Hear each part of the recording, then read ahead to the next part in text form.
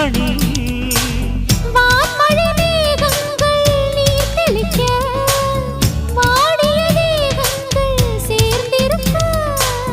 வாலிபராகங்கள் நான் படிக்க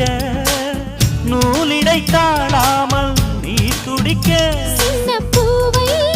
தேன் நிலாவை தொட்டு விளையாட ஆனந்தம் கூடாதோ பாண்டியனின் ராஜ்யத்தில் புயலால வேண்டி நின்ற பைங்கிளிக்கு புயலால கையில் தந்தே